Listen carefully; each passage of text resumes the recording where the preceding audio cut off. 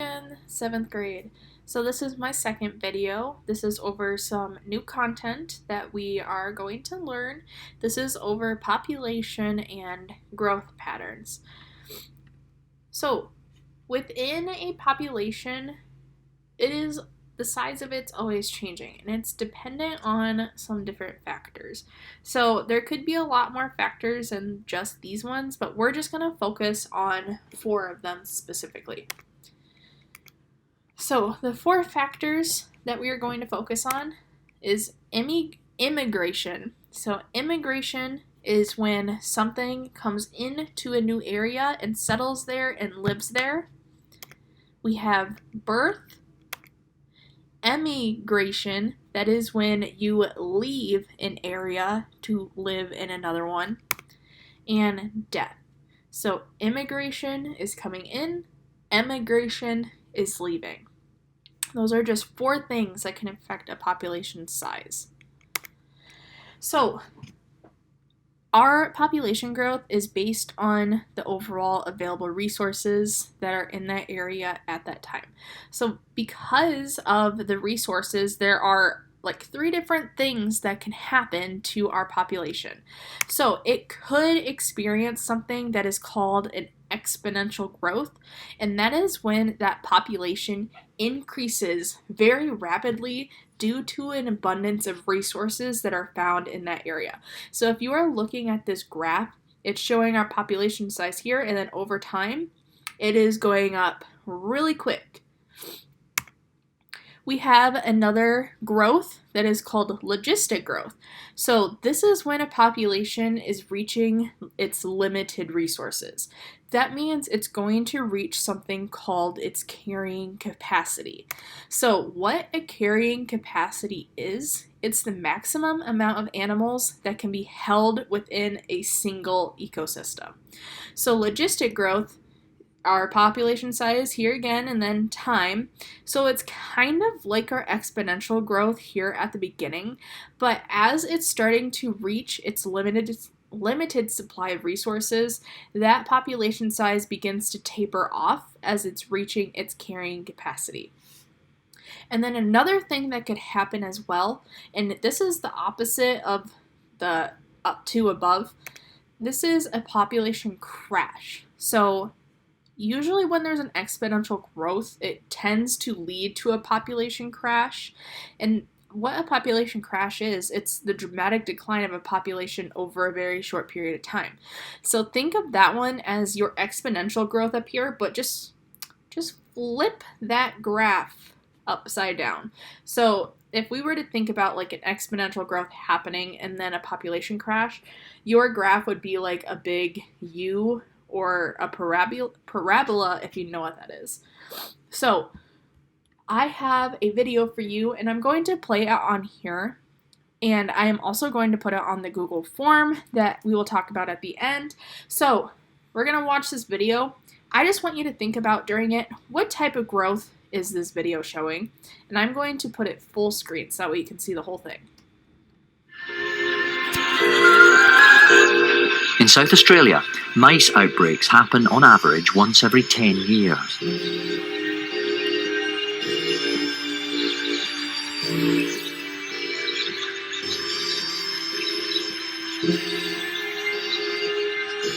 They erupt after a period of wet weather creates bumper harvests.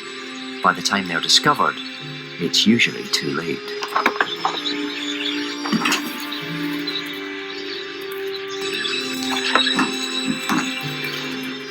It's every farmer's living nightmare.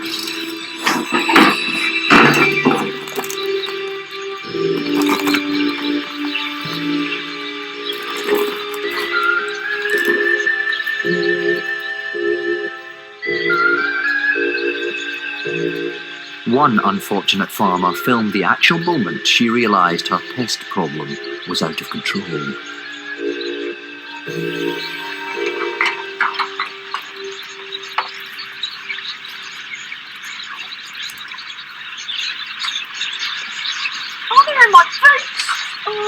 Concerned for the safety of her pigs, she throws caution to the wind.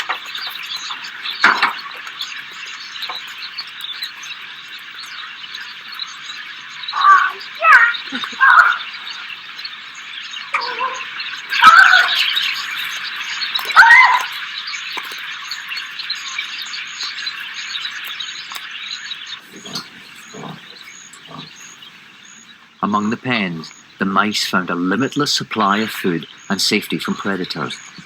It didn't take long for their numbers to go through the roof.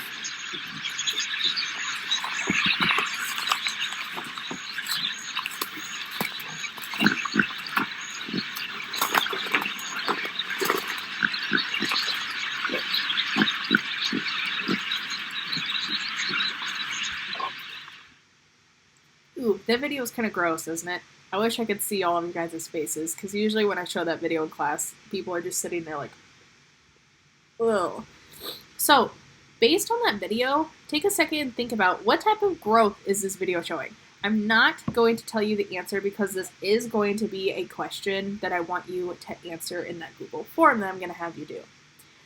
So, our last thing that we have to talk about for this particular subject is ecological factors that limit population growth. So, these things are called limiting factors. So a limiting factor is something that keeps the size of a population down. So it always reduces it. So there are two different types of limiting factors that we are going to talk about. The first one is called a density dependent limiting factor. So this depends on the size of the population. So dependent depends. So what some examples of a density dependent factor is predation, competition, and parasitism and disease. So it would be like if, kind of like the situation we're in right now with the coronavirus, that is a density dependent factor. The more people that are in an area, the more it's going to spread. And then our other type of limiting factor is called density independent. So this does not depend on the size of a population.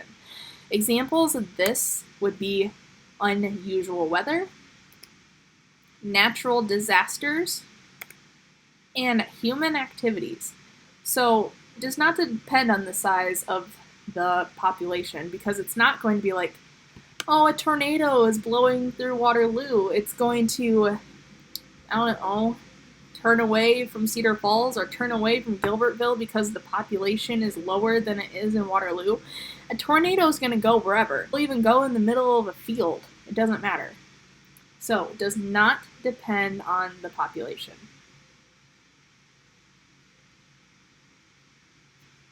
Okay, what I want you to do next is you're going to complete a Google form over this video. So this is what your Google form is going to be. Please put your email address down so that way I know whose is whose.